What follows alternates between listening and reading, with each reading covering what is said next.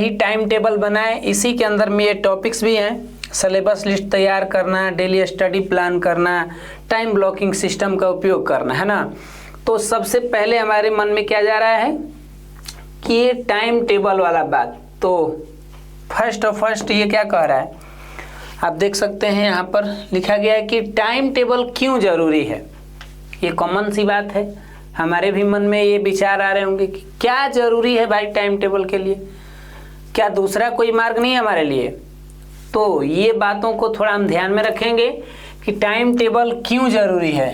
सबसे ज़रूरी व्यक्ति में क्यों का ही नाम आता है ना।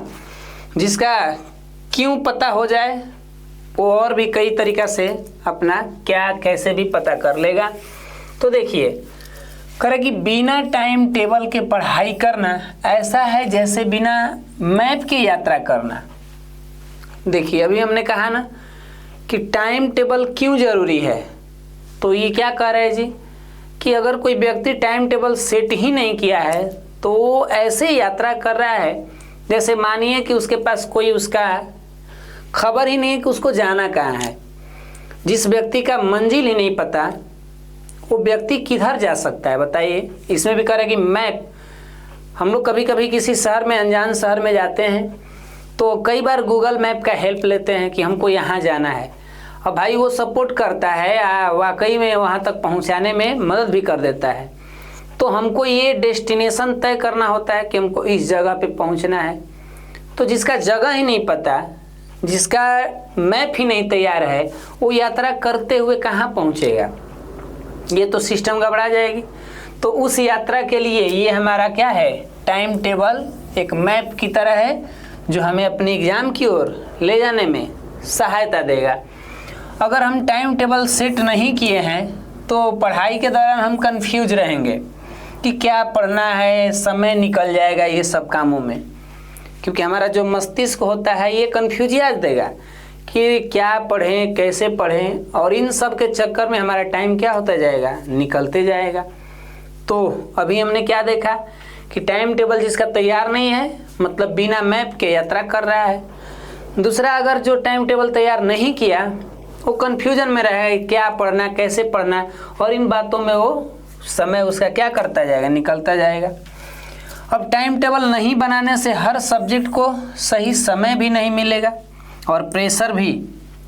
ध्यान दीजिए यहाँ पर थोड़ा सा क्या कह रहा है, अगर टाइम टेबल बना ले रहे हैं, ये थोड़ा हम अनबैलेंस हो गए यहाँ पर, कर कि टाइम टेबल से हर सब्जेक्ट को सही समय मिलता है और प्रेशर कम होता है। यहाँ पर अब बनाने की बात कह दी गई है कि जो व्यक्ति टाइम टेबल बना लिया ना, जो भी पढ़ने वाले स्टूडेंट हों, जो भी कैंडिडेट हों, वो अगर टाइम टेबल बना लेते हैं तो उनसे क्या फ़ायदा होता है, ये सब्जेक्ट को सही समय मिल जाता है और ऊपर ये तमाम जो समस्याएं होती है उससे कुछ तो राहत मिलती है, कुछ तो छुटकारा मिलता है।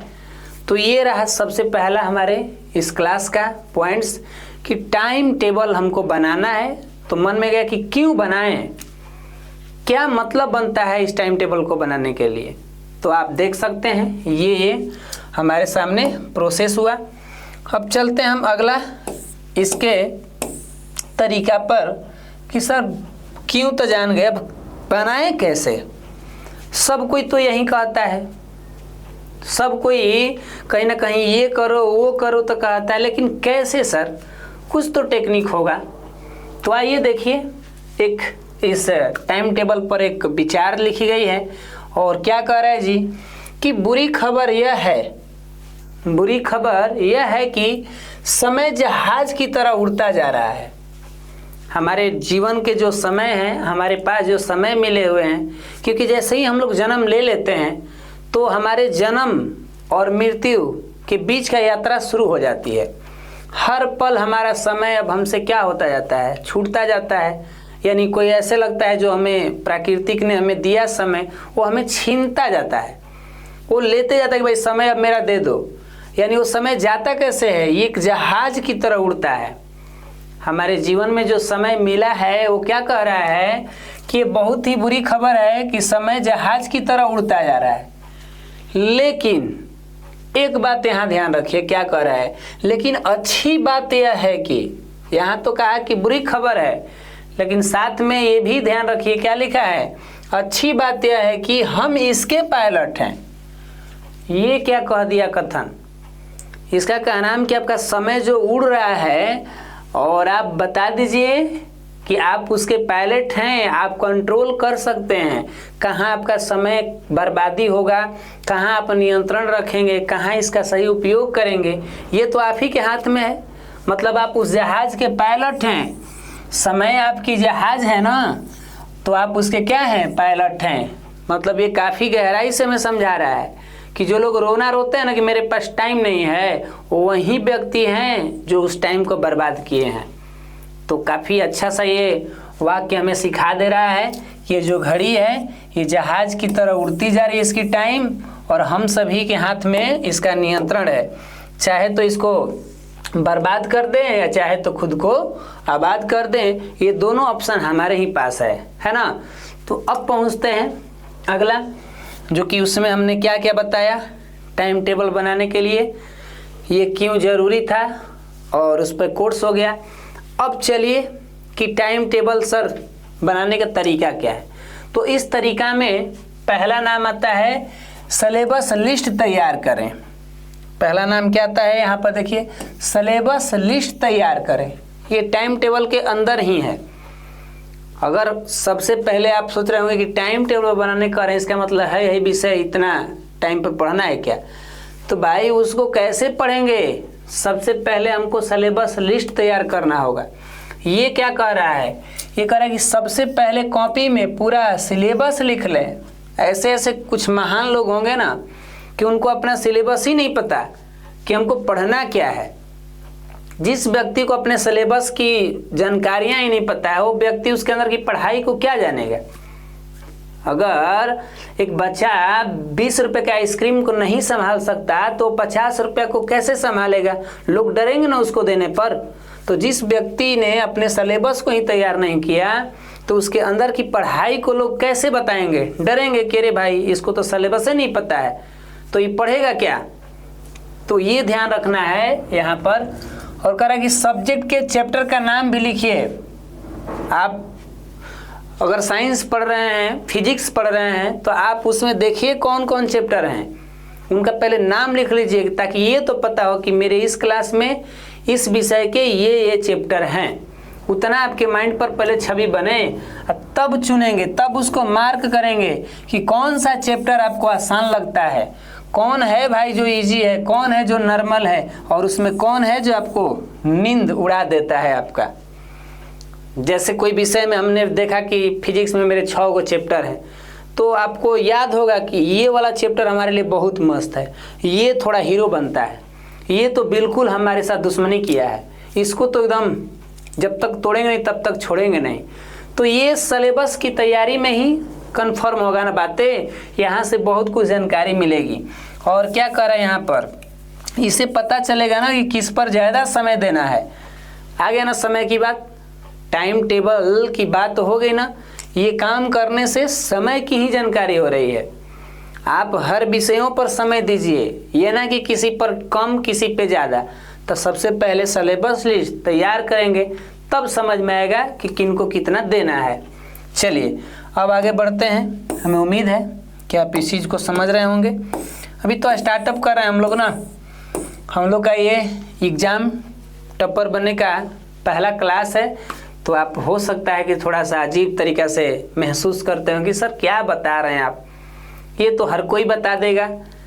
चीज़ें बताना बड़ी बात नहीं है, आपके माइंड में वो चीज़ें समझ में आ जाए, ये बड़ी बात होता है। नहीं तो दुनिया जहान में ज्ञान की कमी है, ज्ञान तो एकदम अथाह फैला हुआ है, लेकिन कोई तो ऐसा व्यक्ति हो जो हमें ऐसे समझा दे कि हमें अंदर से वो बातें अनुभव होने लगे कि नहीं हमें करना होगा।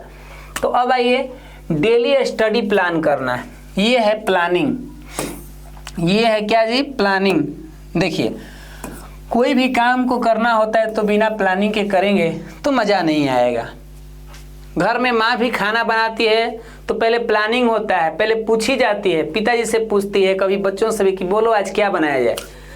तो बनाने के लिए प्लानिंग हो जाती है, हाँ ये बनाया जाए, तो इसके लिए यह चीज़ चाहिए, तब न जाके खाना एक रेसिपी तैयार करते हैं हम लोग। तो इस तरीका से भी पढ़ाई में भी कुछ वही गुण है। ये आपको प्लानिंग करना होगा डेली। एक दिन खा लेने से आपका ख़त्म नहीं हो जाएगा कहानी। डेली एक दिन नींद लेने से ऐसा नहीं है कि आप अब नींद लेंगे ही नहीं। तो ऐसे नहीं, एक दिन आप पढ़ लिए तो अब आपको लग रहा है कि ओहो अब तो हम ऐसा बन चुके हैं ज्ञानी महात्मा कि पूरे मेरे माइंड में वो सेव हो गए। तो ये हमारे मेमोरी जो है ये याद करने और भूलने की काम करती है। तो देखिए इधर कह कि रोज कम से कम 6 घंटे से 8 घंटे की पढ़ाई तो करना ही पड़ेगा। भाई साहब अब तो ये नाम सुनते हैं कितने लोगों को ग्रहण सा लग गया। कुछ लोग ऐसे होंगे जो 1-2 घंटे 3 घंटे पे ही काम चलाते होंगे। तो नाम हेडिंग बनवाए हैं आप लोग, क्लास शुरू करवाए हैं आप लोग, एग्ज़ाम टॉपर बने, आप पढ़ाई करेंगे कम समय, इतना कम कि भाई उसके लिए सूटेबल ही नहीं है। तो बताइए कि हम कैसे क्या कर सकते हैं। तो ये हार्ड वर्क जब तक नहीं करेंगे तब तक तो कुछ होने वाला नहीं है। जो व्यक्ति सोच रहे हैं कि कम मेहनत करके परिणाम ला दें तो उस व्यक्ति के लिए शायद ये वीडियो अच्छा नहीं होगा, क्योंकि यहाँ पर भाई उन्हीं के लिए होगा जो हार्ड वर्क करने वाले हैं, जो अपने कर्मों में विश्वास रखने वाले हैं। उन बेरोजगारों के लिए क्लास नहीं हो सकता, क्षमा चाहते हैं उनसे, ठीक है ना। ये मेहनती आदमी के लिए है, काफ़ी टिकना पड़ेगा, लंबा समय देना पड़ेगा, क्योंकि एक दिन में तो सफलताएं मिलती नहीं है, सफलताएं वक्त मांगती है। और कुछ ऐसे लोग होते हैं जो वक्त नहीं देते हैं और सोचते हैं कि हम सफल हो जाएं। तो ये उनकी मानसिकता है, उनका भ्रम है। जब एक दिन उनके सामने परिणाम आता है तो वो खुद को और दूसरे को भी कोसने लगते हैं कि मेरे साथ ऐसा क्यों हुआ, फलाना ने ऐसा क्यों किया। ये तमाम बातें उसके माइंड में आने लगती है। लेकिन एक बात उसे नहीं समझ में आता कि सफलताएं वक्त मांगती है और वक्त हर कोई नहीं देता, वही देता है जो उसके प्रति लगा रहता है। तो आइए आगे बढ़ते हैं हम लोग। ये रोज का कम से कम 6 से 8 घंटा की पढ़ाई आपकी हो रही है। अभी तो आपको इसमें स्कूल कोचिंग को भी देखना है, मैनेज कर सकते हैं आप स्कूल कोचिंग इन टाइमों को हो सके तो आप यहाँ पर मैनेज कर लीजिएगा, कुछ कम भी कर लीजिए, 4 घंटा पढ़िए, 5 घंटा पढ़िए स्कूल कोचिंग को देखते हुए। ये कसम नहीं कहा है कि इतना ही पढ़ना है, ये तो एक औसत अपना टॉपर बनने वाले विद्यार्थी का विचार था ना कि उन्होंने ऐसा बताया। कई बार हम अपने भी क्लासरूम में जो क्लास का सबसे टॉप नंबर लाया हुआ विद्यार्थी है तो सब बताता है कि सर घर पे तो 6 घंटा 7 घंटा पढ़ना तो ये कॉमन सा है, ये नहीं पढ़ेंगे तो होगा कैसे। सुबह का टाइम कठिन सब्जेक्ट पढ़ने का सबसे अच्छा समय है। ये तो लोगों की माइंड की ये बनावट ही है कि सुबह सुबह माइंड थोड़ा सा ज़्यादा एक्टिव रहता है। आप जानते भी हैं, अगर आप सुबह उठने की कहीं ना कहीं आदी हो, मतलब आपको हैबिट हो सुबह उठने का, तो उनके लिए बात कही जा रही है। नहीं तो जो कुंभकर्ण वाले भैया हैं उनके लिए हम क्या कह सकते हैं, उनके लिए तो नहीं लगता कि हम कुछ कहेंगे। लेकिन जो भी सुबह में उठते हैं या जो भी लोग थोड़ा सा समय दे सकते हैं कि नहीं भाई शुरुआत पढ़ाई जब हम करेंगे नींद खुलने की बाद, जो भी अपना दैनिक क्रियाक्रम है, जो भी अपना कार्य है उसको करने के बाद कठिन सब्जेक्ट मॉर्निंग के टाइम में कठिन सब्जेक्ट पे समय देना सबसे अच्छा होता है। आप जानते भी हैं कि उस टाइम हमारा माइंड क्या होता है, एक्टिव होता है। अब देखिए ये क्या कर रहा है जी, शाम के टाइम हल्के सब्जेक्ट शाम के टाइम हल्के सब्जेक्ट रिवीजन या प्रैक्टिस के लिए रख दीजिए। अभी हमने क्या बात किया, सुबह कठिन विषयों को पढ़िए और शाम को जो है वो हल्के विषयों के लिए रख दीजिए। तो ये देखिए पढ़ाई का एक जैसा टेक्निक नहीं हो सकता। कोई सुबह में पढ़ने वाले महान है, कोई रात के पढ़ने वाले हैं, तो वो अपने हिसाब से क्या करें, ये चीज़ों को आगे पीछे कर सकते हैं। किसी का माइंड रात के टाइम एक्टिव होता है तो वो क्या करे, रात के टाइम में बदल लें। किसी का मन जो होता है सुबह में एक्टिव होता है, तो ये चीज़ों को आगे पीछे वो बदल सकते हैं। पढ़ाई जो होती है ये नहीं पूछती है कि आप दिन में पढ़ रहे हैं कि रात में पढ़ रहे हैं। हम इस बात पर कई बार कहे भी हैं कि याद रखना इस बात को सफल बनाना है अपने आप को। सुबह में पढ़ो या रात को, हमेशा याद रखना इस बात को। तो ये एक छोटा सा मेरा इन्फॉर्मेशन रहा कि हमें याद रखना होगा कि सफल बनाना है, और ये सफलताएं दिन में या रात में पढ़ें, ये तो अपने मेहनत का है। तो अब यहाँ पर अपने हिसाब से एडजस्ट कर सकते हैं आप लोग, आपकी माइंड कब एक्टिव रहती है, सबका अलग अलग समय होता है। अब देखिए अगला है टाइम ब्लॉकिंग। ये तो बहुत महान कार्य है, ये जल्दी होता नहीं है, और जिनसे हो जाता है वो तो बहुत कुछ हो जाता है। समझ में आ रहा है? ये तो इतना ज़बरदस्त चीज़ें हैं कि काफ़ी प्रैक्टिस करना पड़ता है, बहुत मेहनत, तब जाके ये कहीं ना कहीं कुछ मामलों में लागू होगा। मेरे साथ तो बहुत, कितनी बार हम इसके साथ झगड़ा लड़ाई किए, मतलब इस काम के साथ बहुत झगड़ा लड़ाई हुआ अपने से, लेकिन फिर भी आज भी जो है 100% तो नहीं हो सकता है ये बात। हाँ, जिन लोगों के पास इतना डिसिप्लिन है, जो लोग भाई अपने आप को उस तरह से ढाल लेते हैं, उनका नाम तो दुनिया में महान हो जाता है। लेकिन पढ़ाई के दौरान 50% इस टाइम ब्लॉकिंग सिस्टम का उपयोग कर ले हम लोग, उतना तो कर लेंगे हम लोग, है ना, उतना तो कर ही लेंगे। ये क्या कहता है, अपने सिलेबस के अनुसार हर सब्जेक्ट को टाइम दें। ये बात तो सर सही लग रही है कि अपने सिलेबस के अनुसार हर सब्जेक्ट को टाइम दें।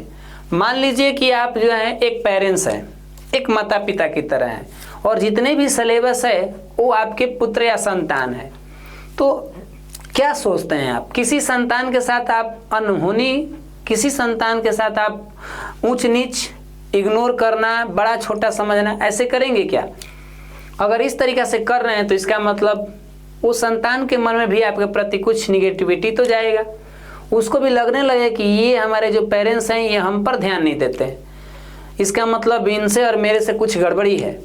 तो ऐसे ही सब्जेक्टों के साथ है, जिन विषयों पर आप लापरवाही करेंगे, जिन विषयों पर आप समय बढ़िया से नहीं देंगे, वो विषय भी आपके प्रति वैसा ही ध्यान रखेगा, मतलब उस विषय में आप वैसे ही हो जाएंगे। न्यूटन का तीसरा नियम, प्रत्येक क्रिया के बराबर एवं विपरीत प्रतिक्रिया होती है। आप पहले ही एक विषय का प्रतिक्रिया मन में कर लिए कि ये विषय मेरा ठीक नहीं है, खराब है, तुम बढ़िया नहीं हो, तुमको नहीं पढ़ेंगे, तुम्हारे अंदर थोड़ा भी समझदारी नहीं है, मेरे को क्यों नहीं समझ में आते हो, ये तमाम बातें उसको कहेगा। और लास्टली में वो विषय भी उसके साथ कहेगा कि चलो तब अब हम हो गए, जब तुम हमको इतना ऐसा ऐसा बात कह दिए हो तो मान लो कि हम ऐसा ही हैं। और इस तरीक़ा से व्यक्ति का कहानी उस विषय में गोल हो जाएगा। तो देखिए ये है आपका टाइमिंग, और ये है आपका सब्जेक्ट या वर्क। आप अपने हिसाब से अपना जो भी है आपके विषय, आप समझ रहे हैं ना, ये कुछ भी हो, साइंस हो, इंग्लिश हो, संस्कृत हो, हिंदी हो, जो भी आपके विषय हैं, उन विषयों को पहले लिखिए कि मेरे पढ़ने वाले ये विषय हैं, और तब अपने काम को देखते हुए, अपने घर परिवार, अपने कोचिंग स्कूल को देखते हुए सारा चीज़ को एक जगह रखिए और पता करिए कि कौन कौन ऐसा समय है जहाँ पर मुझे कोई बढ़िया से परेशान तो ना करे। बढ़िया से का मतलब समझ रहे हैं ना, घर पे बहुत बढ़िया से परेशान की जाती है, आपको ज़्यादा टेंशन भी नहीं होता है, आपका समय बर्बाद हो जाते हैं। तो भाई अब ये सोच लीजिए कि हमको वैसे समय ढूंढना है जहाँ कोई आपको परेशान ना कर सके, छू ना सके। उस टाइम अगर किसी ने आपको छुआ तो समझिए कि बाहुबली के तलवार को छू दिए, मतलब उस टाइम आपको कोई डिस्टर्ब ना करे। वैसे समयों में इन विषयों पर अपना समय देना शुरू कर दीजिए। बाउंस किया है ना मेरी बातें? पहले आप अपने काम का समय देख लीजिए, अपने स्कूल कोचिंग का, अपने खेलने का, अपने मोबाइल, समझ रहे ना, मोबाइल वो सब का समय देना। ऐसा थोड़ा है अपनी दोस्ती, अपनी पार्टियाँ, अपने सारे कहानियाँ, अपने रिलेशन, अपने नाना नानी, दादा दादी, सबके समय के निकालने के बाद कुछ तो आपके पास बच रहा होगा। जो बच रहा है उसमें अब आप कोशिश कीजिए कि इनको बांटें। अगर आपके अंदर समझदारी है, आपने दृढ़ इच्छा किया है कि हमको टॉपर बनना है, तो अब यहाँ पर कुछ कुछ टाइम में कटौती कर सकते हैं कि कहाँ कहाँ हम समय दे रहे हैं जो मेरे लिए उतना ज़रूरी नहीं है जितना कि अभी एग्ज़ाम ज़रूरी है। हम ही नहीं करें कि ये सब ज़रूरी नहीं है, ये भी ज़रूरी है। और ये भी ज़रूरी है। तो चुनना अब आपको है। क्यों ना हम कुछ मामलों में इन लोगों से, अब जो भी लोग हैं, कहें कि भाई थोड़ा कुछ दिनों के लिए हमको समय दे दो, फिर उसके बाद जब हम एग्ज़ाम की तैयारी करके परीक्षा दे लेंगे तब कूदेंगे तुम लोग के फील्ड में, कहना जो करना होगा। लेकिन कुछ दिनों तक तो मेरे को हेल्प कर दो, ऐसा मदद कर दो कि हम कुछ बन जाएं मेहनत करके। अगर ये लोग नहीं मान रहे हैं तब आप जानिए कि आप कैसे लोगों के साथ रह रहे हैं, आप जानिए कि ये लोग कैसे क्या कर रहे हैं। अगर ये लोग दृढ़ व्यक्ति हैं, ये आपके टाइम को छीनने ही वाले हैं, तब आपको चोरी चुप के ये काम करनी होगी। अब आपको टेक्निक लगाना होगा, कैसे बहाना बनाएं, कैसे दिमाग लगा के अपने इस काम पे आए, क्योंकि आप तो जान चुके हैं कि वो लोग सुधरने वाले हैं नहीं, वो आपके टाइम को खाएंगे ही खाएंगे। अक्सर वही लोग आपके समय चुराते हैं, अक्सर वही लोग आपके समय को चुराते हैं जिनके पास कोई काम ज़्यादा नहीं होता, और जिनके पास कोई काम ज़्यादा नहीं है वो आपके समय को चुरा लेंगे, क्योंकि आप तो काम वाले व्यक्ति हैं। ये नियम है भाई, इस प्राकृतिक में, इस ब्रह्मांड में मनुष्यों पर ये नियम लागू होती है। हम जहाँ तक अपने को अनुभव से कह रहे हैं कि उन लोगों को देखा गया है कि जिनके पास समय है ना पूरा भरपूर मात्रा में, जिनके पास कोई काम नहीं है, वो ऐसे आदमी को पकड़ते हैं जिनके पास काम होता है, बेचारा उसका समय छीनने लगता है कि दो और इतनी भूख लगा है, थोड़ा खा जाए तुम्हारा भी समय। तो वैसे आदमी से चोरी चुपके से काम करना होगा, पढ़ाई को चोरी चुपके से करनी होगी। तो ये रहा, इन विषयों पर आप अपने हिसाब से समय दें, कौन आपका कठोर विषय है, कौन आपका हल्का है, उस हिसाब से देख लीजिए। ज़्यादा जो कठोर है उसको थोड़ा सा ज़्यादा वैल्यू दीजिए कि भाई तुम कठोर संतान हो, तुमको ज़्यादा समझाना पड़ेगा, तुमको ज़्यादा देखभाल करना होगा, तो बर्बाद हो जाओगे तुम। तो समझ रहे हैं ना, ये रहा। और यहाँ पर देखिए लिखा भी गया है, आप देख सकते हैं। ये जल्दी फ्लो नहीं होता है, ये बात तो मानते हैं ना आप लोग, ये तो मानते होंगे कि सर कभी कभी तो हम टाइम बनाए रहते हैं कि हतना से हाई करेंगे तले दूसर कोनो काम लग जाता है। अब दूसर कोनो काम लग जाता तो मन में आता कि ओ हो मेरा टाइम टेबल फ्लो नहीं हुआ, कल से फाड़ के पेज फेंक दिए, फिर नया बनाए। और ये प्रोसेस जारी रहती है, ये तब तक जारी रहेगी जब तक आप करते रहेंगे। लेकिन ये हार मानने वाला कहानी नहीं है भाई। हमने कई बार यहाँ ऐसा किया है। ये नहीं कि आपको समझा रहे हैं तो सर आप तो बहुत ज़्यादा समझदार होंगे, ये आप भूल मत करिए। हम इतना गलतियाँ किए हैं कि उसे सीख करके आपको बता रहे हैं। ऐसा नहीं है कि हम बहुत ज़्यादा ज्ञानी महात्मा हैं। क्या है भाई, नीलवटे सन्नाटा है हम लोग इंसान। हम लोगों से ज़्यादा तो वो सब आ चुकी है साइंस की दुनिया में, मशीनें आ चुकी है जो इतना जानती है कि हम लोग उसके सामने लुल हैं, लुल। तो किस बात पर हमको अहंकार होगी, किस ज्ञान पर? हमको तो कुछ नहीं पता, हमको वही पता है जो हम मेहनत कर रहे हैं। तो देखिए भाई, ये कई बार टाइम टेबल का सिस्टम फटेगा, पेज से कबरेगा फिर से। लेकिन एक चीज़ पर ध्यान रखा जाए कि किसी दिन अनबैलेंस हो गया तो उस दिन को भूल जाइए। किसी दिन अनबैलेंस हो गया तो उस दिन को भूल जाइए, फिर से लग जाइए उसी काम में। फिर बीच में कभी घबराया तो फिर भूल जाइए कि छोड़ो जाने दो कोई बात नहीं, फिर से कल से। मतलब मन से नहीं हारना है। जो व्यक्ति किसी खेल में या किसी फील्ड में या किसी कार्य में अपने तन से हार जाता है, तन माने अपने शरीर से हार जाता है, तो फिर से वो खड़ा होकर के उस काम में लग जाता है। लेकिन जो मन से हार जाता है ना, फिर उस काम में खड़ा नहीं हो पाता है, फिर वो अपने आप को वैसा नहीं बना पाता है। तो इसीलिए तन का हारा हुआ व्यक्ति जीत सकता है, लेकिन मन का हारा हुआ व्यक्ति ना, वो कभी नहीं जीत सकता, ये शायद ही कहा जा सकता है। तो आप समझ रहे हैं मेरी बातों को कि ये टाइम ब्लॉकिंग करना ये बड़े बड़े लोग करते हैं। दुनिया के बिलियनियर लोग, मिलीनियर के जो ऊपर होते हैं ना, वो बिलियनियर लोग इसका उपयोग करते हैं। उनका समय बहुत कीमती है, रुपयों से भी ज़्यादा कीमती है। और अब चलते हैं हम लोग थोड़ी से इस मशीन, जो शरीर रूपी ये मशीन है, इसको इतना खटाएं हम लोग, तो थोड़ा इस पर तो ध्यान देना है ना। क्या है भाई ध्यान? ब्रेक का ध्यान रखना।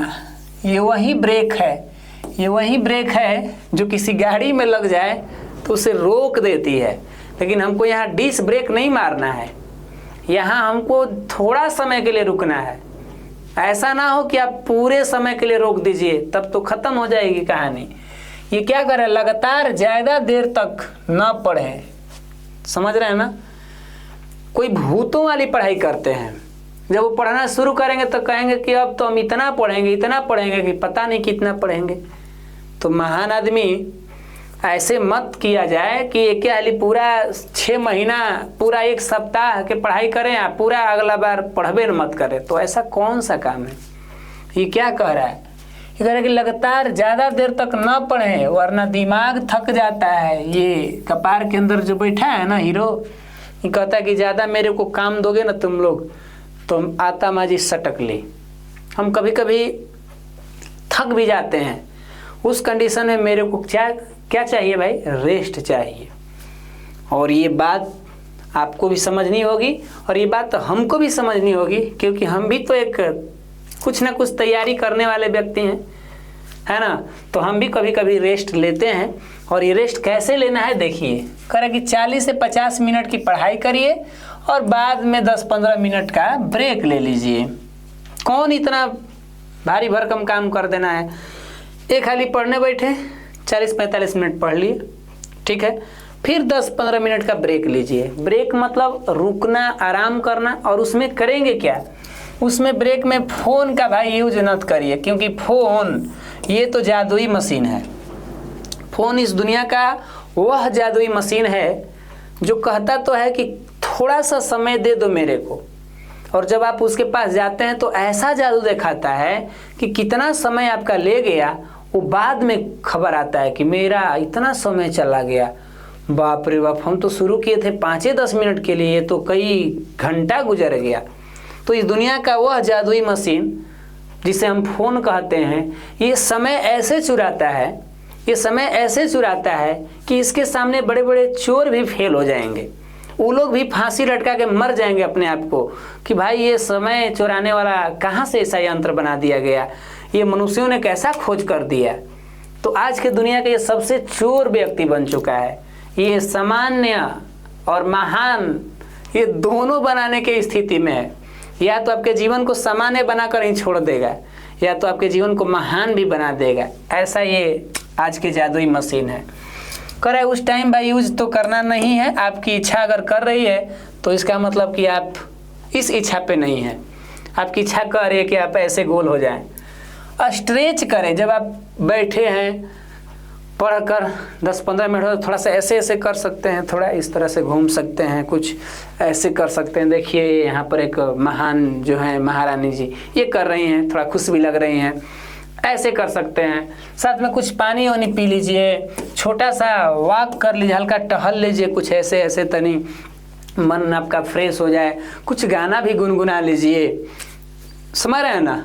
कुछ गाना भी, अभी तो ये पहली मंजिल है, अभी से तुम घबरा गए, तो वहाँ पर माइंड में ये बात रिपीट होती रहेगी। कंसेप्ट क्लियर करें। ये कंसेप्ट कहाँ पर क्लियर होगा? तो जब भी हम पढ़ाई करते हैं अपने पढ़ाई के दौरान, या तो ज़्यादातर विद्यार्थी क्या करते हैं, रट्टा मार लेते हैं कि ये चीज़ ऐसे ही होगा, इसमें कुछ नया जुड़ गया तो भाई उनका दिमाग खराब हो जाएगा। मतलब वो एक तोता की तरह हैं जो रटे हुए हैं, बस उनको कंसेप्ट क्लियर नहीं है। कंसेप्ट मतलब उसकी अवधारणा ही नहीं पता, उसकी थ्योरी ही नहीं पता है कि ये कैसे हमारा काम चलने वाली है, कैसे ये हमारा प्रश्न जो भी है उत्तर बन के आ गया। तो व्यक्ति को जब धारणा ही नहीं पता, यानी कंसेप्ट ही नहीं पता, तो फिर वो रटी हुई विद्या कुछ समय बाद भूल जाएगा। तो ये देखिए क्या कह रहा है इसमें, कह रहा है कि टीचर द्वारा, मतलब जो भी हमारे शिक्षक हैं उनके द्वारा पढ़ाए गए टॉपिक या किताब को रटे नहीं, कंसेप्ट समझें। ध्यान दीजिएगा, जो भी क्लास हो या स्कूल हो, उनके जो टीचर पढ़ाते हैं वो बार बार इस बात को रिपीट करते हैं कि जो भी है कंसेप्ट को समझिए, कंसेप्ट पर ज़्यादा फोकस कीजिए। लेकिन हम लोग क्या रखते हैं दिमाग में अपना, बोर्ड पे जो लिखवा दिए, जो बता दिए वही मेरे लिए है, कॉपी में छप गई, इतना में हमारी पढ़ाई हो गई। तो भाई साहब वो क्यों कहते हैं, कहीं ना कहीं इसके पीछे कुछ तो लॉजिक होगा, कुछ तो इसके पीछे रहस्य होगा। तो जब भी हम अपनी पढ़ाई करें तो कंसेप्ट को क्या करें, क्लियर करें। क्यों क्लियर करेंगे, इसके क्या फायदे होंगे, हम इसी क्लास में बात करने वाले हैं। तो देखिए दूसरा पॉइंट क्या कह रहा है जी, कह रहा है कि मुश्किल टॉपिक को टीचर या फ्रेंड की मदद से समझें। हम जब भी पढ़ते हैं और कोई हमारे सामने मुश्किल सा चीज़ आ जाता है तो अब हमें ये लगता है कि अरे मेरे लिए तो बहुत मुश्किल है, ये हो ही नहीं पाएगा। तो जब हो नहीं पाएगा तो भाई टीचर हमारे लिए क्यों है? हम अपना ऊर्जा लगा के, अपना समय लगा के उनको पेमेंट भी दे रहे हैं, तो उनसे अगर हम नहीं समझें तो ये तो मेरा ही घाटा है। इस दुनिया में कोई व्यक्ति अपना काम करेगा तो उसमें लाभ कमाएगा, और हम क्या देखते हैं, पैसा भी पेमेंट कर दिए, क्लास में भी पहुंच गए, टाइम भी लगाए हैं, ऊर्जा भी लगाया, लेकिन बात जो है सीखे नहीं, तो बताइए कि मूर्खता नहीं है तो क्या है? हम मतलब कि कई बार हम क्लास में ये बोल देते हैं कि देखो भाई, ऐसे तो लगता है कि हम लोग महामूर्ख व्यक्ति हो गए ना। कोई व्यक्ति अपना काम भी करता है, उसमें टाइम लगाया, उसमें पैसा लगाया, ऊर्जा लगाया, तो वहाँ से लाभ कमाना चाहेगा कि नहीं?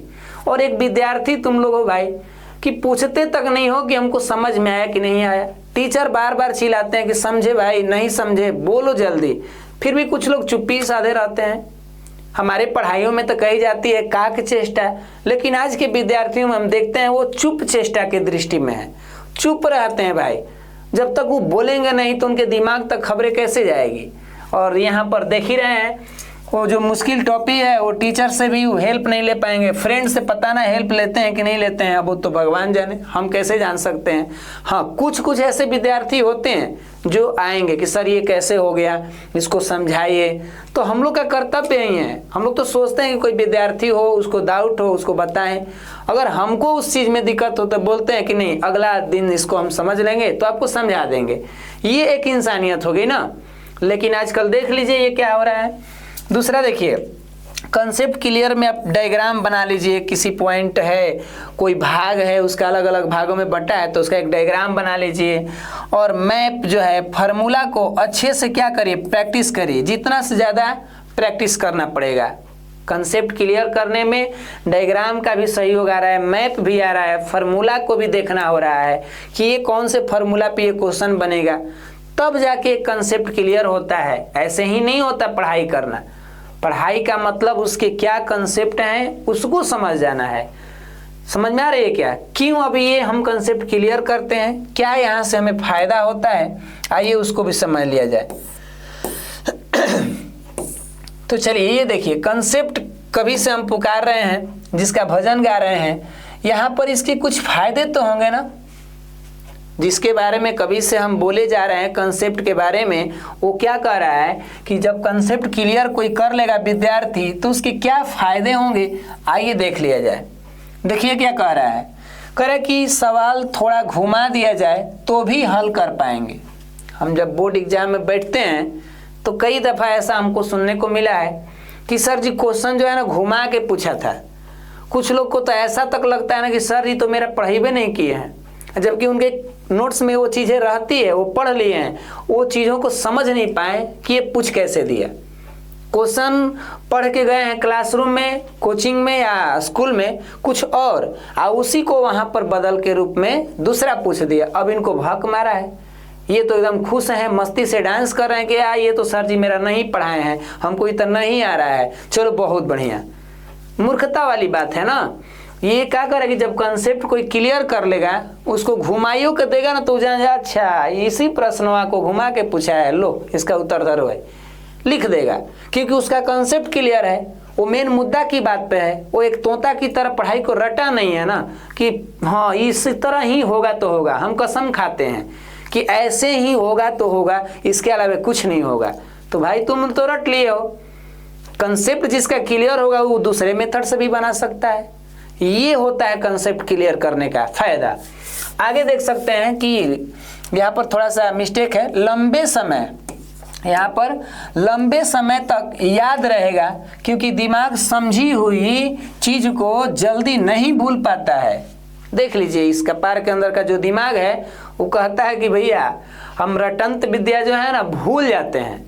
घरेलू भाषा में लोग कहते हैं ना कि चपंत भोजन पचंत नहीं, मतलब कोई चाप के भोजन कर लिया, खूब खा लिया, एकदम अपने हिम्मत से ज़्यादा खा लिया, अब वो पचेगा नहीं। तो चपंत भोजन पचंत नहीं, रटंत विद्या सटंत नहीं। ये एक घरेलू भाषा में लोग कहते हैं कि कोई आवश्यकता से अधिक खा लिया, वो चाँप करके भोजन खा लिया तो वो पचेगा नहीं। और रटंत विद्या सटंत नहीं, मतलब कोई रटी हुई विद्या है वो सटेगा नहीं उसके पास।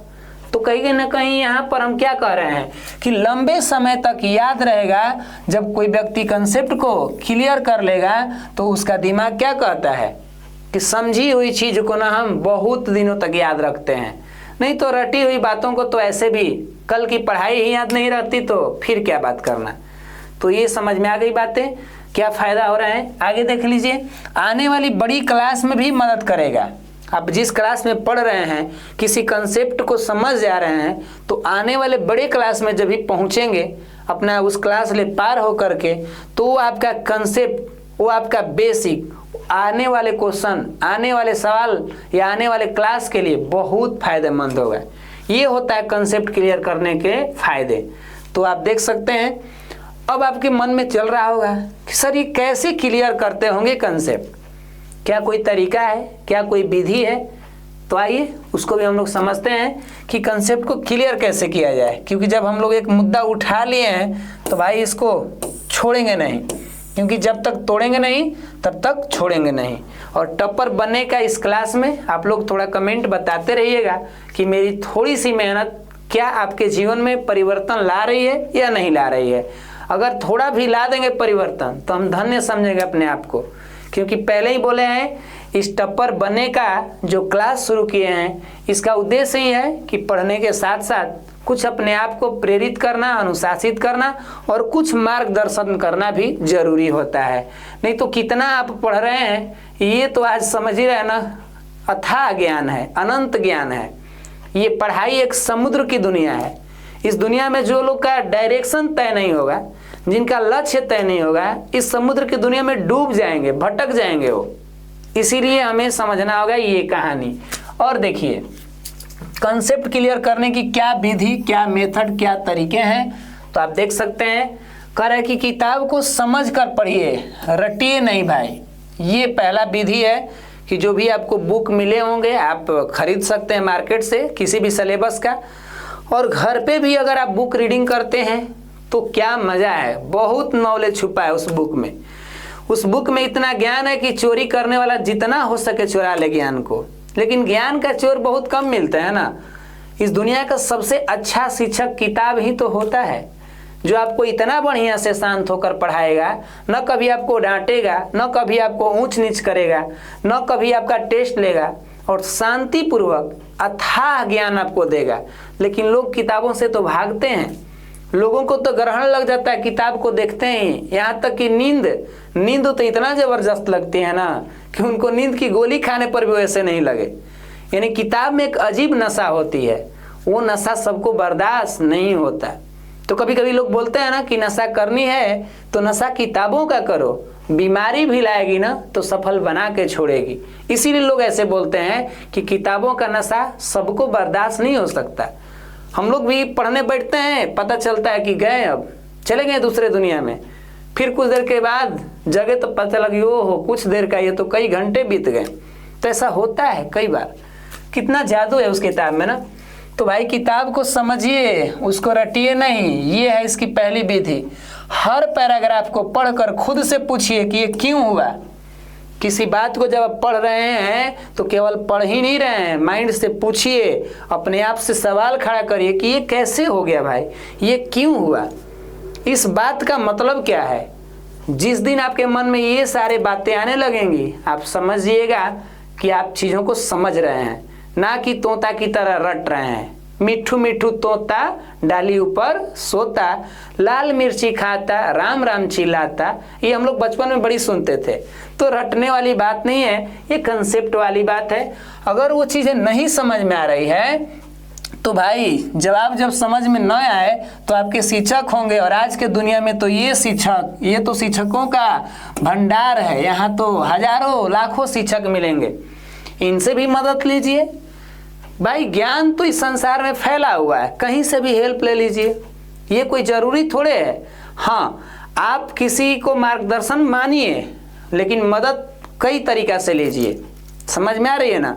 आपके हो सकते हैं आप किसी टीचर को फैन हो अब भाई, हो सकता है कि आप किसी टीचर को काफ़ी मानते हो, लेकिन ज्ञान जब लेनी हो तो और जगह से भी ग्रहण करिए, उनके मार्ग पर चलिए, लेकिन ज्ञान को लेने के लिए छोड़ दीजिए दुनिया जहां, पकड़ लीजिए कहीं से आए तो जो आप बातों को पूछ रहे हैं क्यों हुआ कैसे हुआ वो नहीं समझ में आ रहा है, तो हाई लोग हैं ना, ये लोग तो जरूर तनी मनी मदद करेंगे। हाई तो कभी मत करिए, ये तो अथा है, इसकी क्या बात करनी है। किताब के जो उसमें एक्टिविटी दिया रहता है, जो एग्जाम्पल दिया रहता है, ये तो ही मामला है, यही तो असली मामला है भाई। एक एग्जाम्पल 100 क्वेश्चन बनाने के बराबर हो जाते हैं।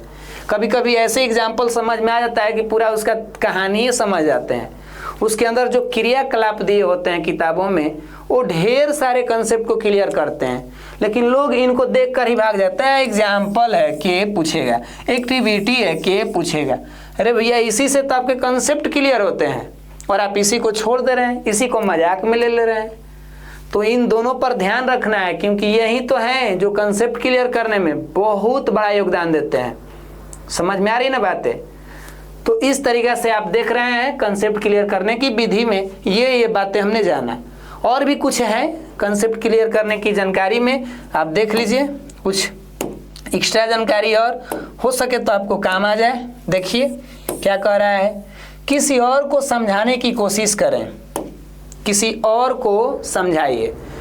जो खुद को पढ़ता है, मतलब जो खुद पढ़ता है वो क्या कहलाता है भाई, वो तो आत्मज्ञान हुआ ना उसका। अब जो दूसरे को ज्ञान दे रहा है वो तो भाई महाज्ञानी हो गया, क्योंकि कोई दूसरे को ज्ञान कब देते हैं, जब उसके पास ज़्यादा ज्ञान हो। तो खुद को पढ़ना आत्मज्ञान है और दूसरे को पढ़ा रहे हैं तो कहीं ना कहीं आपके पास अधिक ज्ञान है, तब तो आप पढ़ा पा रहे हैं। ऐसे ही थोड़े है कि आप जाके किसी के सामने बक देंगे, कुछ तो 2-4 अक्षर आपको पता होगा, है कि नहीं। तो ये क्या कह रहा है जी, किसी और को समझाने की कोशिश करिए। एक विद्यार्थी केवल पढ़ रहा है, बस उसको यही समझ में आ रहा है कि हम महान हैं, एक पढ़ने के साथ साथ किसी को बता भी रहा है, तब देखिए उसकी ताकत कितनी है। हमने ऐसा किया है भाई अपने जीवन में भी। जब हम पढ़ाई कर रहे थे 10th में, तो कुछ अपने दोस्तों को पढ़ाया करते थे उसी क्लास का, और फायदा क्या होता था, मेरा रिवीजन हो जाता था, मज़ा आता था। ये भाई हमको तो पढ़ने को मज़ा ही, और ज़्यादा समय नहीं देते थे, वही लोग को पढ़ाने में हमको अधिक क्लियर हो जाता था। बड़ा मस्त लगता था ये कहानी, पढ़िए और पढ़ा दीजिए। अब आप खोजें कि इनको हम पढ़ाएं। आजकल तो दोस्त ऐसा है कि पढ़ने की क्या कहेगा, कह रहा कि जो आपने पढ़ाया है ना उसे अपने दोस्त या खुद को जोर से बोलकर समझाइए। देख लीजिए आ गया ना काक चेष्टा वाला। जो कुछ भी आप पढ़े हैं उसे अपने दोस्त को समझाइए या खुद बोल कर पढ़िए। ये कंसेप्ट क्लियर करने में एक नया विधि यहाँ पर दिख रही है। क्या करे भाई, किसी और को समझाइए। अगर कोई नहीं मिला, क्योंकि आजकल ऐसे दोस्त भी हैं कि हम तुमसे पढ़ेंगे, मेरे हुए चला तुम ही तेज बने हो, ऐसे करेगा। आजकल हम ये भी देखते हैं कि जो औसत विद्यार्थी है, जो कमजोर है पढ़ने में, वो दूसरे दोस्त ले भी सीखेगा नहीं, जलता है वो देखकर। इस दुनिया में ऐसे ये है कि बड़े जो होने लगते हैं ना, महान बनने लगते हैं, उनसे लोग जलने वाले की संख्या अधिक होती है, ना कि सीखने वाले की संख्या। ये इंसान की ऐसा प्रवृत्ति है भाई, ऐसा बनाया गया इंसानों को, क्या कहा जाए। अगर आप किसी चीज़ को सिखा सकते हैं, देख लीजिए, अगर आप किसी चीज़ को सिखा सकते हैं तो इसका मतलब है कि आप उसे सच में समझ गए हैं। ये हमारा विधि कह रहा है कि अगर आप किसी को सिखा दे रहे हैं, इसका मतलब आप थोड़ा बहुत तो समझ गए हैं। किसी शहर में आप किसी व्यक्ति को घुमा सकते हैं तो इसका मतलब कि आप कभी ना कभी उस शहर में गए हैं, आपको जानकारी है। आप ऐसे ही इधर उधर नहीं बौड़िया रहे हैं भैया, कुछ तो आपके पास नॉलेज होगा, 2-4 अक्षर। तो ये है कंसेप्ट क्लियर करने की विधि। अपना ग्रुप स्टडी करिए, दोस्तों को, लोगों को जुटाइए और कहे कि आओ अब धमाल करते हैं, चलो एक दूसरे से पूछताछ करते हैं, और उसमें समझाइए वो लोगों को खूब। जितना मेहनत करेंगे धीरे धीरे लोग या तो आपसे समझेंगे या तो आपसे जलेंगे, ये दोनों में से कोई होगा। समझ में आ रही है ना। और आपको भी धीरे धीरे अहंकार आते हैं कि हम सबसे ज़्यादा जानते हैं, हम ही तो इन लोगों में महान हैं, और ये अहंकार कभी कभी डुबा भी देता है आपको। तो वह विद्यार्थी जो सबसे ज़्यादा समझदार है, वो पढ़ाई के साथ साथ पढ़ाता भी है, और उसको ये लगता है कि हमको तो भाई सीख रहे हैं, हमको कुछ ज़्यादा मतलब ज़्यादा पता नहीं है ना, तो अहंकार आ जाएगा उसमें। ये तो भाई स्वाभाविक है, मनुष्य के कहानी ही ऐसी बनाई गई। और डाउट देखिए, अपना कंसेप्ट क्लियर करने का ये आखिरी हम पॉइंट लिए हैं। ऐसे तो बहुत सारी बातें होंगी, जितना ज़रूरत था उतना हम बताएं अपने हिसाब से, जितना हमको पता था। ये क्या कह रहा है जी, ये कह रहा है कि डाउट पूछने से डरिए मत भैया। क्लास में पूछना है अगर आपको कोई भी डाउट, तो हम चेहरा नहीं देखे फलानवा चिलनवा का कि बैठा है, क्या कहेगा लोग, क्या कहेगी वो सुनेगी तो। अरे भैया क्या कहेगा, क्या कहेगी, लोग वही कहेंगे जो आपके मन में चल रहा है। सबसे बड़ा रोग क्या कहेंगे लोग, ये इंसान को ज़्यादा बढ़ने नहीं देता ना। तो अपने से ज़्यादा दूसरे के बारे में सोचकर हम लोग अपना जीवन ऐसे ही बर्बाद कर ले रहे हैं। आपको नहीं लगता कि हम लोग अपना जो जीवन जी रहे हैं इसमें ज़्यादा से ज़्यादा क्या है, दूसरे के बारे में सोच के जी रहे हैं। अपने बारे में जिस दिन सोचने लगेंगे ना, उस दिन अजीब बदलाव आएगा, अजीब तरह के अंदर से शक्तियाँ आने लगी। वाह, ये अपने बारे में सोच रहा है, तब तो भैया ये है आदमी, कुछ तो इसके अंदर ताकत है। लेकिन सारी दुनिया दूसरे के बारे में सोचे जा रही है, फलानवा चिलनवा कौन क्या कर रहा है, पूरा डाटा लिखते हैं कुछ लोग, उसकी हिस्ट्री लिखते हैं कि वो क्या करता है, कहाँ रहता है, किससे उसका संपर्क है। अरे कुछ वो अपने बारे में भी जान लो, कुछ तो बदलाव होगी, कुछ तो आपके मन में ये परिवर्तन आएगा। स्कूल या कोचिंग में कोई भी सवाल डाउट हो भाई, उसे पूछिए, वो कोई बेवकूफ़ी नहीं है। जो व्यक्ति अपने क्लास में डाउट से या शक कोई भी चीज़ों को पूछता है तो उस टाइम तक वो मूर्ख कहलाता है भाई, उसको नहीं पता तबे तो पूछ रहा है। लेकिन कुछ लोग ऐसे महान होते हैं कि डाउट होते हुए भी नहीं पूछते, तो वो तो उस क्वेश्चन को कई दिनों तक मूर्ख बने रहेंगे ना। जब तक नहीं पूछेंगे, जब तक नहीं जानेंगे, तब तक मूर्ख। तो कुछ समय के लिए मूर्ख कहलाना अच्छा है कि ज़्यादा लंबा समय तक मूर्ख बने रहना अच्छा है, ये आप चुन सकते हैं। हम तो भैया कुछ समय तक मूर्ख कहलाएंगे, चलो भाई पूछते हैं, क्या दिक्कत है। हाँ, बाद में कोई कहे कि अभी नहीं पूछेंगे, अभी नहीं पूछेंगे, तो मूर्ख बने रहो। जब तक डाउट रहेगा कंसेप्ट अधूरा रहेगा, जब तक रहेंगे डाउट तब तक कंसेप्ट रहेगा अधूरा। जिस दिन डाउट करेंगे पूरा, उसी दिन होगा आपका कंसेप्ट भी क्लियर। ये नोट्स बनाने के अंदर क्या क्या पॉइंट्स है, तो सबसे पहले यहाँ पर लिखा गया है शॉर्ट नोट्स या माइंड मैप बनाएं। यानी जो नोट्स बनाने की बात कही जा रही है, इसमें किस तरह का नोट्स बनाना है, तो ये नाम हमारा आ रहा है क्या, शॉर्ट नोट्स। कभी कभी नोट्स न कह के हम लोग फेयर के नाम से भी इसको प्रचलित कर दिए हैं, तो ये ध्यान रखना है कि इसे कोई फेयर भी पुकारते हैं, अब उनका अपना अलग बोलने का नजरिया होता है। और ये ध्यान रखिए माइंड मैप बनाए। ये क्यों बनाना है, तो आप देख लीजिए क्या कह रहा है जी, ये रिवीजन में बहुत काम आते हैं।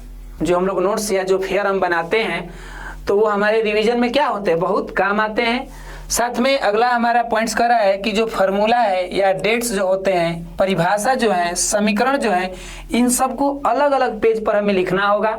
मतलब जो लोग नोट्स बना रहे हैं, इस बात का ध्यान रखना है कि ये हमारा पॉइंट्स क्या कर रहा है, फार्मूला का, डेट का, परिभाषा का एक अलग अलग हम डाटा रखेंगे, तो हमारा माइंड क्या करेगा। ये मान लीजिए परिभाषा, हमको किसी चीज़ का जानकारी करना है, तो हम उस नोट्स को निकालेंगे जिसमें केवल परिभाषाएं लिखा है। डेट, मान लीजिए इतिहास का कोई डेट है, और भी बहुत सारे सिस्टम में बहुत सारे डेट आते हैं, तो एक अलग से हम अपना तैयार किए हैं नोट्स, उसमें जाकर के केवल डेट ही ढूंढेंगे। फार्मूला है, फिजिक्स में भी फार्मूला होते हैं, मैथ के भी होते हैं, केमिस्ट्री के भी फार्मूला होते हैं, तो इनका एक अलग आप नोट्स बनाए हैं जिसमें केवल फार्मूला ही है, आप तुरंत वहाँ से ढूंढ लेंगे।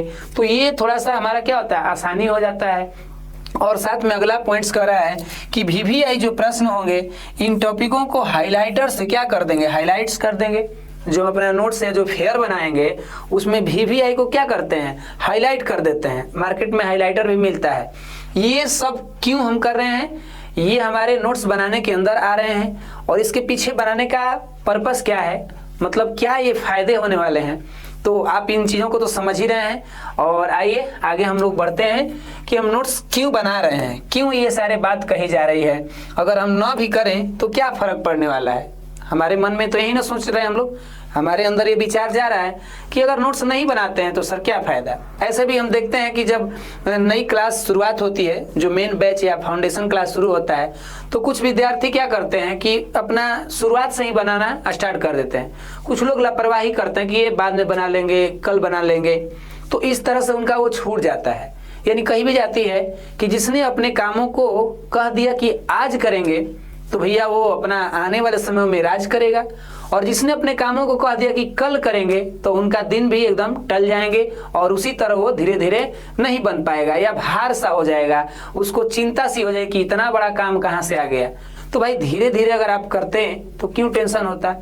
तो ये हमें नोट्स बनाने के लिए क्यों हम यहाँ पर बात कर रहे हैं, आप देख लीजिए, यहाँ पर चीज़ों को समझा जाए कि अगर हमको नोट्स बनाना होगा तो ये क्या जरूरी है हमारे लिए, यानी क्यों जरूरी है। तो इसमें आप देख लीजिए ये क्या क्या पॉइंट है। करें कि रिवीजन आसान हो जाता है। जब एक व्यक्ति अपना नोट्स या फेयर तैयार करता है तो उसको क्या फायदा होता है, उसका रिवीजन आसान हो जाता है। और आप जानते हैं रिवीजन में ही डिवीजन है, यानी जो जितना अच्छा करेंगे रिवीजन, उनका रिजल्ट उतना ही अच्छा आएगा डिवीजन। नहीं बोलते हैं घरेलू भाषा में कि वो फर्स्ट डिवीजन है, सेकेंड डिवीजन है, थर्ड डिवीजन है, मतलब जो जितना करेंगे अच्छा रिवीजन, उनका उतना ही लेवल में आएगा डिवीजन। ये कहने का मेरा तात्पर्य है। तो पहला हमें यहाँ फायदा क्या मिला कि अगर हम नोट्स बनाते हैं तो हमें रिवीजन करने में आसानी हो जाती है। क्लियर। दूसरा कह रहा है कि दिमाग में हमारी जो है ना क्लियरिटी आ जाती है। हमारे दिमाग में उस बातों को हम थोड़ा ज़्यादा क्लियरिटी से समझ पाते हैं। हम इसको विस्तार से करने वाले हैं। तो पहले हमें रिवीजन में आसानी हो गई, दिमाग में हमारा क्या हो गई, क्लियरिटी आ गया। क्या बनाने से, नोट्स बनाने से। केवल ये ध्यान रखिएगा कि नोट्स बनाने से हमको ये फायदा हो रहे हैं। और एग्जाम से पहले रिवीजन फास्ट होता है, ये भी कह रहा है हमारा। एग्जाम से पहले रिवीजन के लिए तो हर बार कहीं ना कहीं रिवीजन का नाम आ रहा है इसमें। और लिखने से याददाश्त बढ़ती है। तो अब आप सोचेंगे कि सर इन पॉइंट्सों को थोड़ा डीपली में समझा जाए। ये तो हमारे रहे मुख्य बिंदु इस नोट्स बनाने का, जिसमें हमारा ये क्या हो रहा है, फायदा हो रहा है। तो अब चलिए हम एक एक पॉइंट पर थोड़ा सा क्या करते हैं, विस्तार करते हैं कि ये क्या इसका मतलब हुआ। तो आइए इसको आगे बढ़ा जाए। और आप इसको समझ भी रहे होंगे कि भाई नोट्स जो नहीं बनाते हैं ना, कई बार वो दूसरे का नोट्स मांगते हैं लास्ट के टाइम, बीचवा टाइम में मांगते हैं। जब उनका एग्जाम नजदीक आने लगता है तो ये भाई थोड़ा अपना नोट्स दो ना, तो कोनो देता है कोनो नहीं हो देता है, क्योंकि उसको भी एग्जाम की तैयारी करनी है। तो अब भाई मुंह बना लेते हैं कि हमारा दोस्त हमको नोट्स नहीं दे रहा है, सर नोट्स दिलवाइए, पुराना कोई व्यवस्था करवाइए, या क्लासरूम का नोट्स सर आप खुद से दिलवाइए। बड़ा मतलब भार होने लगता है टीचर के ऊपर। और जब बनाना होता है तो उस टाइम हीरो बनते हैं। तो अब देखिए यहाँ पर थोड़ा हम इसे विस्तार करते हैं। रिवीजन आसान हो जाना मतलब जब एक व्यक्ति नोट्स बना लिया किसी पढ़ाई का, किसी भी किताब का, मान लीजिए कि वो फिजिक्स का ही क्या बनाया, अपना नोट्स बनाया, तो अब नोट्स बनाने का मतलब क्या, वो पूरे किताब का अपना जो जो जरूरत वाला था, जो जो पॉइंट्स था, मतलब परिभाषा, डेट, सारा चीज को नोट्स में कवर कर लिया। तो अब उसको किताब पढ़ने की जरूरत नहीं पड़ेगी, वो अपना नोट्स ही निकालेगा और अपना अच्छा से तैयारी कर लेगा। समझ में आ रही है क्या। हमारा पहला काम रिवीजन आसान हो जाना, मतलब अब बड़ी से बड़ी चीज़ों को पढ़ने की जरूरत नहीं है, वो कम समय में और छोटा से छोटा चीज़ों को क्या कर लेगा, अपने नोट्स द्वारा रिवीजन कर लेगा। यानी ये फायदा हो रहा है। जैसे आप देख सकते हैं कि यहाँ पर कोई व्यक्ति अपना रिवीजन कर रहे हैं, तो अब ये बड़ी बड़ी बुक पढ़ने की जरूरत नहीं है। ये तो पहले से ही हम कहीं ना कहीं जब पढ़ रहे होंगे तो अपना नोट्स बनाए होंगे ना। अब आप चीज़ों को समझ रहे हैं कि जो नोट्स बना लेगा व्यक्ति, अब वो बड़ा किताबों को क्यों पढ़ेगा, वहाँ तो बहुत सारी बातें कही गई थी, वहीं से हम मेन चुन कर अपने नोट्स में लिखे थे, या टीचर भी पढ़ाते हैं तो वो मुख्य बातों को क्या करते हैं, नोट्स में लिखवाएंगे। तो ये हमारा फायदा हो गया कि हम अगर नोट्स बना लेते हैं तब ज़्यादा हमें किताबों की पढ़ने की ज़रूरत नहीं होती है, इससे हमारा आसानी बन जाती है। तो ये बात अपना कह रहा था। अब अगला चलते हैं, दिमाग में ये क्लियरिटी कैसे आती है, आप समझिए थोड़ा। आपको बता दें कि जब भी हम नोट्स बनाते हैं तो अब अपना खुद से हम लोग समझते हुए अगर नोट्स बनाया जाता है तो व्यक्ति बड़ा सावधानी से बनाता है, उस पर ख्याल रखता है, अच्छे अच्छे लेखनी से लिखता है ना, सुंदर राइटिंग में, ताकि लिखते ही समय बहुत से बातें को दिमाग क्या करता है, कैप्चर कर लेता है। अगर एक बात को आप लिख के पढ़ रहे हैं और वो भी ध्यान पूर्वक अच्छे से लिख रहे हैं तो दिमाग उसको ज़्यादा ऑब्जर्व करेगा। आप समझ रहे हैं, जब एक व्यक्ति नोट्स बनाता है तो नोट्स बनाते टाइम ही उसका बहुत सा बात क्लियर हो जाता है, क्योंकि जब वो नोट्स बनाएगा तो उसको कहीं ना कहीं थोड़ा तो ध्यान देगा कि ये क्या हम लिख रहे हैं, क्योंकि एक तो और ध्यान रखना है कि गलत ना हो जाए और मेरा सुंदर सा बने, अच्छा सा उस पर मतलब इंप्रेशन उस पर बढ़िया जाए। कलर अलग अलग प्रयोग करते हैं लोग, उसमें भी बहुत सारे लोगों का धारणा होता है कि कोई ये कलम का यूज मत करे, ये नहीं करे। मेरे को जहाँ तक विचार लगता है कि जब आप नोट्स बना रहे हैं तो आप ब्लू पेन का यूज करिए, ब्लैक का यूज करिए, चित्र के लिए पेंसिल का यूज करिए, और उसके बाद अब आपका तरीका जो भी आप कर सकें। तो ये हमारा क्या फायदा हो रहा है कि जब भी हम अपना नोट्स बनाते हैं तो ये हमारे दिमाग जो है उसको ज़्यादा कैप्चर करता है, उसको लिखते टाइम ज़्यादा समझ पाता है, यानी वो बातों को क्लियर कर लेता है। अगर आप रफ पे पढ़ते हैं तो बहुत सा बात आप उल्टा सीधा लिख देते हैं, समझ में भी नहीं आता। अगर एक नोट्स बनाया गया है तो काफ़ी उसमें सुंदर से लिखा गया है, बाद में वो हमारे लिए क्लियर रहेगा, दिमाग के लिए कोई कंफ्यूजन वाली बात नहीं रहेगी। तो इस तरीका से ये हमारा पॉइंट्स का है, जो कि नोट्स में हम दूसरा नंबर पे इसको रखे हैं ना, कि दिमाग में क्लियरिटी को बढ़ा दिया। तो हमें उम्मीद है कि इस बात को आप समझ गए होंगे। और अगला देखिए, और अगला क्या कह रहा है कि एग्जाम से पहले रिवीजन फास्ट हो जाता है। ये तो बात बिल्कुल सही है, ये बात हमको आज तक अनुभव हो चुका है कि जब भी हम एग्जाम सेंटर पे जाने वाले होते हैं तो हम अपने साथ कितने कॉपी किताब टांग के ले जाएंगे।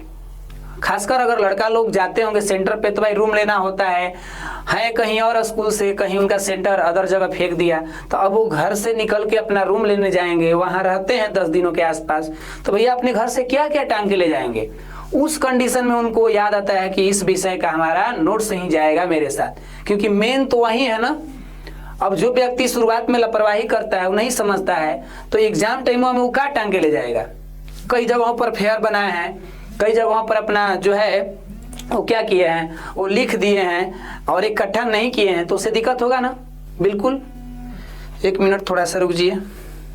हाँ सारे लोग, हाँ क्लासे पढ़ा रहे थे, बोलिए। अच्छा, वो ठीक हो जाएगा। और ही कुछ दिक्कत? चलिए ठीक है सर, हम उसको सुधार देंगे। ठीक ना, ये रिकॉर्डिंग क्लास है तो रात के टाइम मिला, दिन में तो जान ही रहे हैं आजकल बड़ी काम चल रहा है।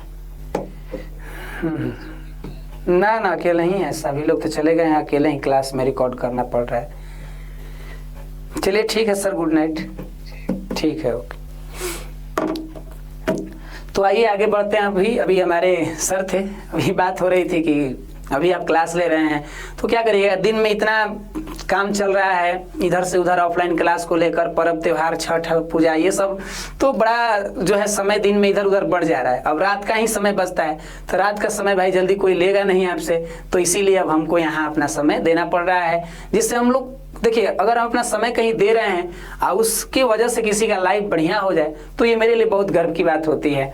तो आइए थोड़ा सा समय आप लोग के लिए, इसके लिए क्षमा चाहते हैं। क्या बात हो रही थी कि जब हम लोग का एग्जाम नज़दीक होता है तो हम लोग अपने घर से क्या करते हैं, जो लेके जाते हैं वो ज़्यादा से ज़्यादा हमारा क्या रहता है, नोट्स रहता है।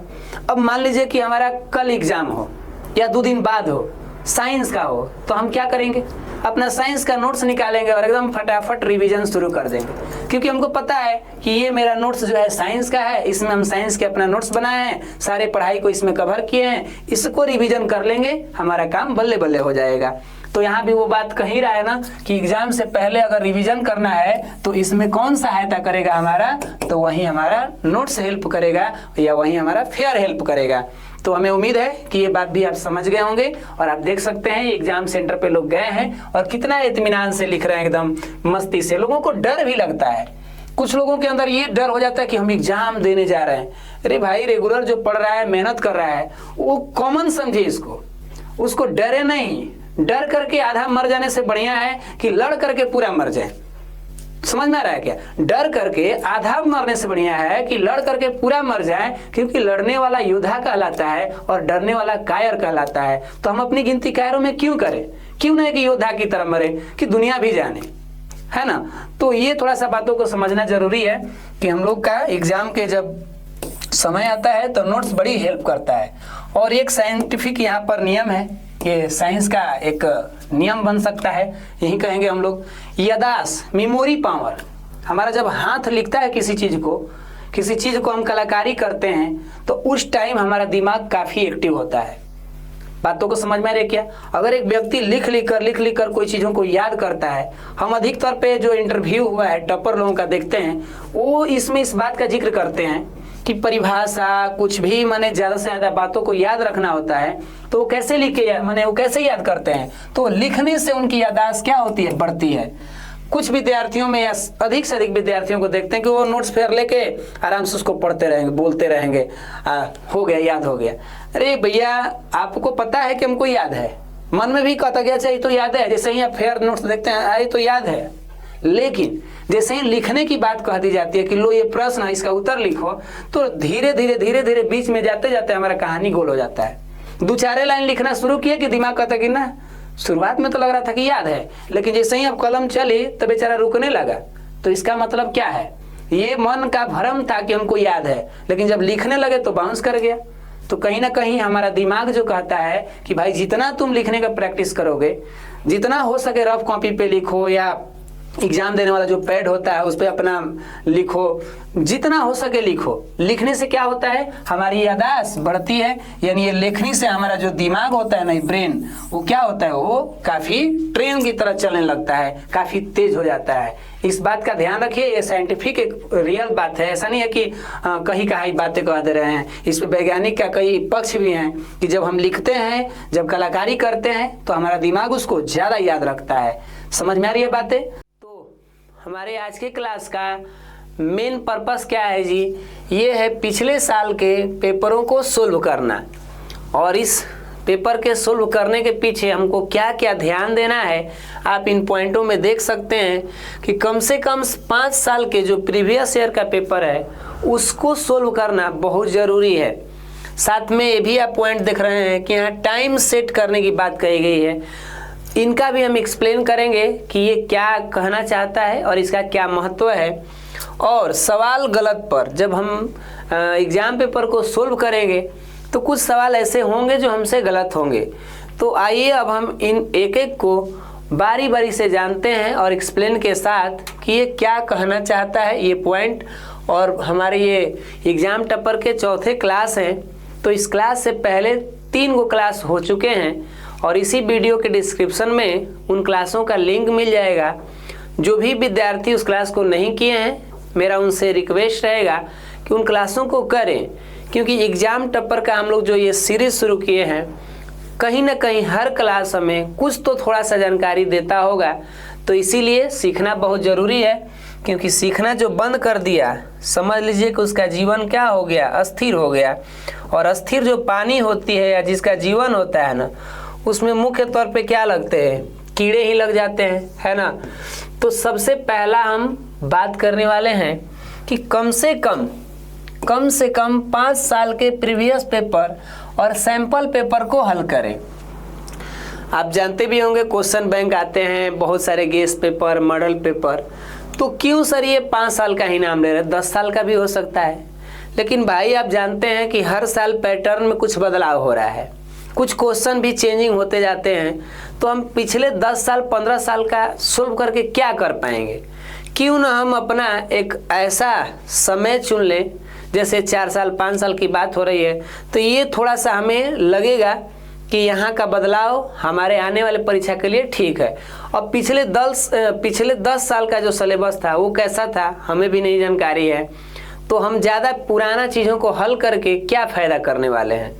इसलिए एक टाइम दे दिया गया कि पिछले 5 साल का कम से कम जो प्रीवियस होता है, यानी पिछले ईयर का, वो आप पेपर को क्या करें, सोल्व करें।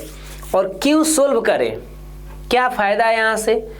तो हम जिस एग्ज़ाम को देने जा रहे हैं उस एग्ज़ाम की एक कहीं ना कहीं सेल्फ टेस्ट हो जाता है। इस पेपर को जो लोग सोल्व करते हैं वो उस एग्ज़ाम के लिए यहाँ पर सेल्फ क्या कर लेते हैं, एक टेस्ट ले लेते हैं, या यूँ कहें कि सेल्फ अपने आप में एक ट्रेनिंग दे लेते हैं उस काम के लिए। समझ रहे हैं? जैसे आप यहाँ पर इंग्लिश में एक बात लिखी गई है, आप देख सकते हैं कि पास्ट पेपर सॉल्यूशन जो है बीकन, ध्यान रखिए, बीकन नहीं, बीकन मतलब एक स्तंभ, प्रकाश स्तंभ होता है ना। तो बीकन फॉर द फ्यूचर, हमारे आने वाले जो भविष्य हैं उनके लिए ये प्रकाश स्तंभ का काम करता है। कौन?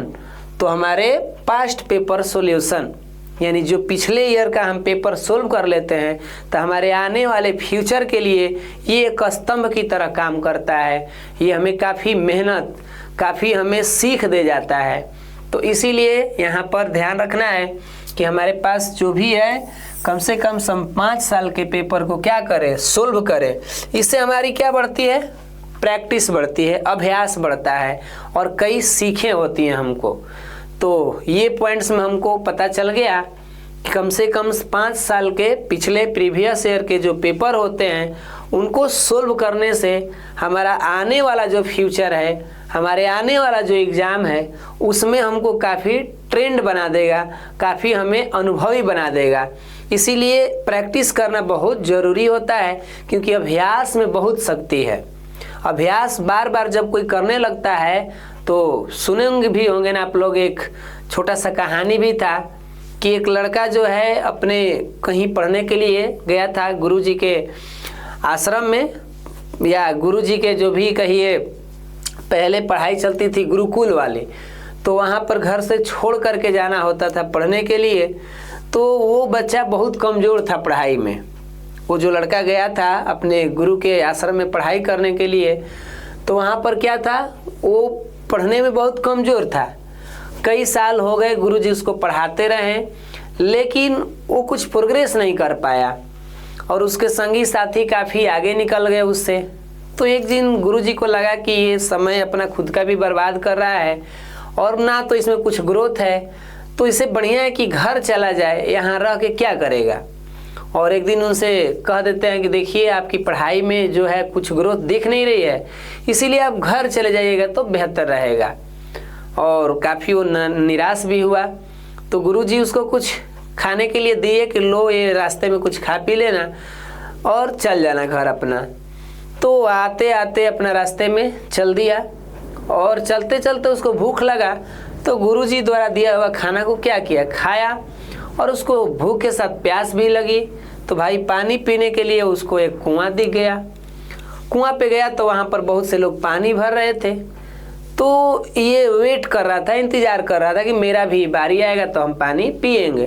तब तक इसका ध्यान चला गया, वहाँ पर पत्थर था और रस्सी से क्या होता था, खींचा जाता था तो पत्थर पे वहाँ दाग पड़ गया था, क्योंकि पानी आदमी कुआं से खींचते थे तो पत्थर पे रगड़ाता था। अब पुल्ली वाला घिरने वाला तो नहीं लगा था, तो ये बार बार कोई पानी निकालने के लिए लोग बाल्टी फेंकते थे कुआं के अंदर और रस्सी से इसे पकड़ के खींचते थे। तो पत्थर और रस्सी में क्या हो रहा था, रगड़ाव हो रहा था।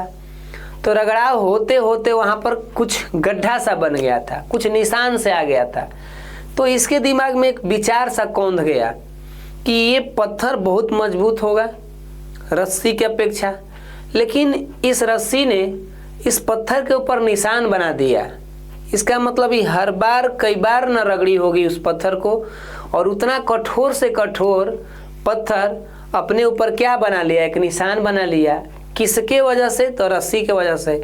और रस्सी का औकात क्या है भाई, एकदम नरम है पत्थर के अपेक्षा, लेकिन बार बार रगड़ाया जब तो उसके ऊपर निशान बन गया।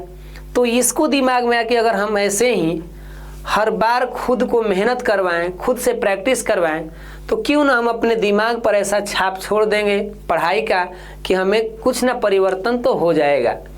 और इसके माइंड में ये सूझ गया और पुनः फिर वापस लौट गया गुरुजी के आश्रम में। अब वहाँ गया तो फिर लोग देखे तो अचंभव में हो गए, गुरुजी भी देखे तो कह के रही तो फिर वापस लौट गया, ये तो एक झंझट आ गया। उसके संगी साथी देखे तो मजाक उड़ाने लगे कि अरे आ गया फिर मूर्ख कहीं का। और आते आते गुरुजी से कहा कि एक बार हमको चांस दीजिए, हम जी जान लगा के मेहनत करेंगे और दोबारा आपको ये शिकायत का मौका नहीं देंगे। और गुरुजी कहें कि चलो भाई एक बार तुमको दिया जाए मौका। और दिन रात अपना मेहनत लगा करने, उस बात को याद रख के कि पत्थर रस्सी पे निशान छोड़ सकती है, तो हम भी अपने मेहनत से अपने आप को बदल भी सकते हैं। कि करत करत अभ्यास जड़मत होत सुजान, यानी जड़मत जो है मंदबुद्धि किस्म के व्यक्ति, होत सुजान, सुजान मतलब तेज, रसरी आवत जात पत्थर पड़त निशान, मतलब रसरी को आने से जाने से पत्थर पे निशान पड़ जाते हैं। तो ये वहीं से एक दोहा निकल के आया कि अगर एक मंदबुद्धि किस्म का भी व्यक्ति हो और वो अगर अभ्यास करने लगे तो उसके मस्तिष्क में कुछ ना कुछ तो बदलाव होगा। और उसका एक एग्जाम्पल हमारे यहाँ पर है कि अगर हम 5 साल के बार बार पेपर को सोल्व करते हैं तो धीरे धीरे हमारा भी क्या हो जाएगा, एक अभ्यास हो गया और आने वाले पेपर के लिए हम थोड़ा रेडी हो गए। तो ये रहा यहाँ से जानकारी, हम लोग कहानी के द्वारा समझे। हमें उम्मीद है कि ये छोटी सी कहानी आपको ज़रूर कुछ सिखा रही होगी कि भाई प्रैक्टिस करना बहुत ज़रूरी है, चाहे इसके लिए हम लोग अपना कितना भी समय क्यों न लगाए, है ना।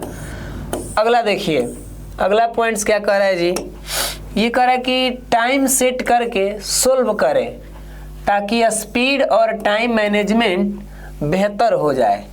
आप देखिए यहाँ पर कोई विद्यार्थी हैं, वो अपनी पढ़ाई कर रहे हैं और इनके समक्ष एक घड़ी रख दी गई है जिससे यहाँ पर डिनोट कर रहा है, ये दोनों बात संकेत कर रहा है कि अब जब भी आप अपना पेपर सोल्व करें पिछले ईयर का तो एक उसका समय दे दीजिए।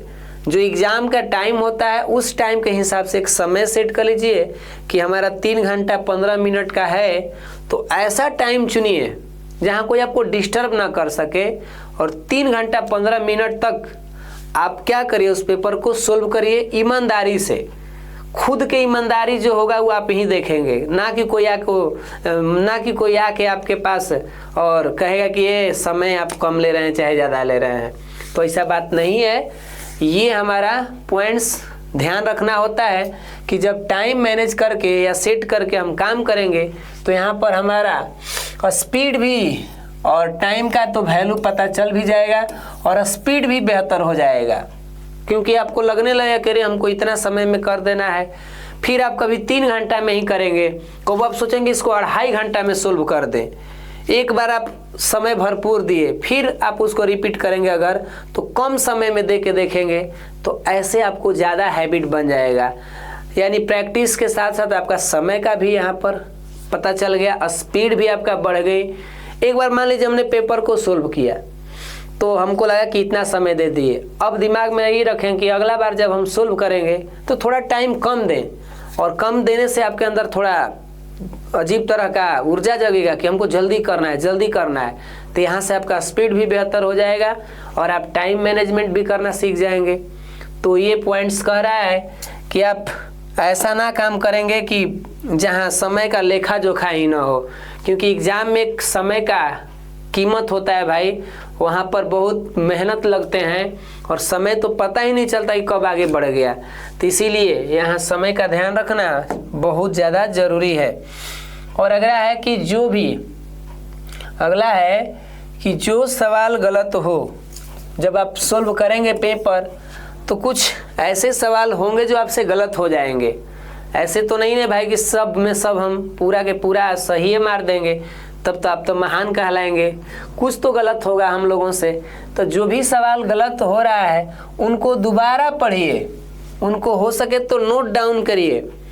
जैसे आप 50 गो या 100 गो ऑब्जेक्टिव कर रहे हैं, 50 गो ऑब्जेक्टिव कर रहे हैं अगर, तो 50 गो में से अगर आपका 10 गो गलती हो गया, 5 गो गलती हो गया, 20 गो गलती हो गया, जो भी आपके मेहनत के हिसाब से, तो 5 गो गलती अगर आपका हो रहा है तो उस 5 को अलग से आप लिख लीजिए कि हाँ ये था हमारा क्वेश्चन जो हमको परेशान किया था, इसको अब याद करेंगे।